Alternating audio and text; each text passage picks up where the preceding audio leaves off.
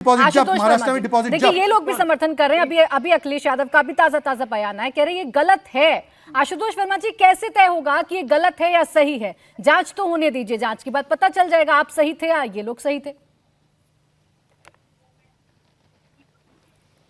नहीं प्राची जी, देखिए सवाल अब ये रही नहीं गया है कि यह सही है गलत है। चीजें तो उसके आगे बढ़ चुकी हैं और मुझे नहीं लगता है कि अब ये विवाद का विषय भी रह गया है कि ईडी सीबीआई क्या कर रही है और किसके इशारे पे कर रही है। इस देश के बच्चे बच्चे को पता है। बाकी हाँ, जो डिफेंड कर रहा है वो लगातार इस बात की सफाई दे रहा है कि हमारे हाथ में कुछ नहीं है, कानून अपना काम कर रही है। लेकिन ये बच्चे बच्चे को पता है कि क्या है। देखिए कवायद 2024 का इलेक्शन है।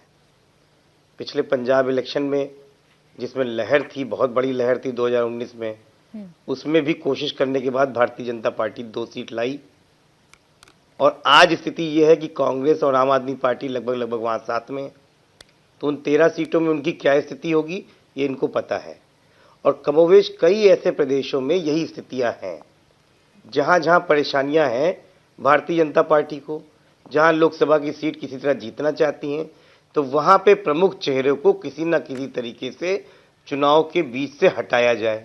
चाहे अरविंद केजरीवाल हो, चाहे झारखंड मुक्ति मोर्चा के हेमंत सोरेन हो, कुछ भी कोशिश कर लें, लेकिन चुनाव जनता लड़ती है। हेमंत सोरेन जी कुछ भी करे, चुनाव जनता लड़ती है और जनता के दिमाग में ठीक ठाक बैठा है कि किसी तरीके से भारतीय जनता पार्टी अपनी पूरी ताकत से, किसी को पता नहीं, किसी को ये पूछने की जरूरत नहीं है कि ये अपनी स्वतंत्र एजेंसी रह गई हैं, सबको पता है। सुप्रीम कोर्ट ने बड़ी बड़ी तल्ख इन्होंने टिप्पणियां करी गई हैं।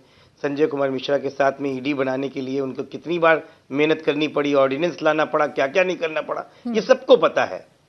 तो इसलिए अब ईडी सीबीआई का खेल बहुत ऊपर पीछे जा चुका है, जनता इसके आगे जा चुकी है। ठीक है, आप इसे मुझे लगता है कि कहीं ना कहीं भारतीय जनता पार्टी राजनीतिक भूल कर रहा है।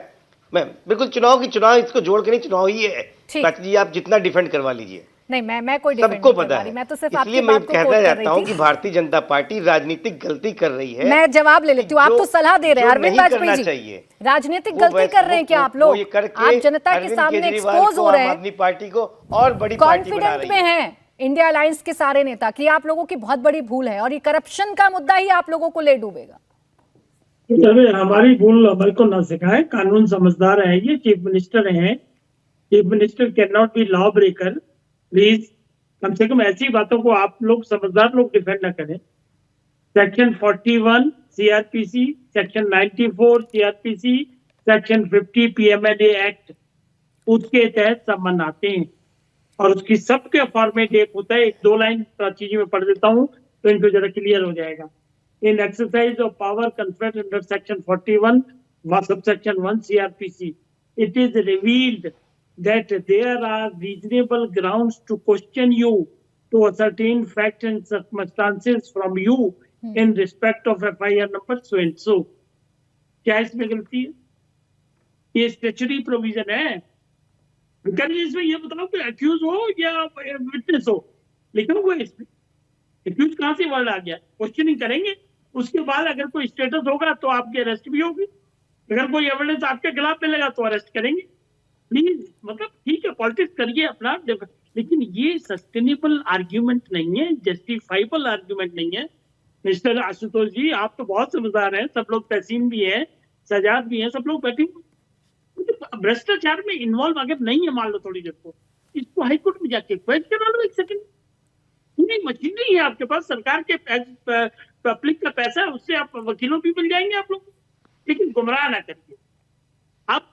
इन्होंने कहा तहसीन ने कि वो 300 करोड़ वाली बात नहीं है, ये सुप्रीम कोर्ट के ऑर्डर में लिखा हुआ है, पैरा नंबर है 17 और इसमें देखा हुआ है बकायदा, the excess amount of 7% commission fee earned by the wholesale distributors of rupees 338 crore constitute an offence defined under section 7 of the POC Act relating to public servant being bribed.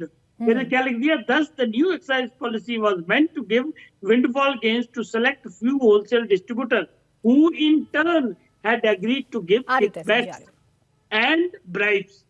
मतलब क्या कर रही हो? सुप्रीम कोर्ट मोहर लगा रहा है, bail application reject कर रहा है, फाइंडिंग दे रहा है, हाई कोर्ट दे रहा है, ट्रायल कोर्ट दे रहा है, उसके बाद भी कह रहे हो नहीं जी नहीं। ठीक है।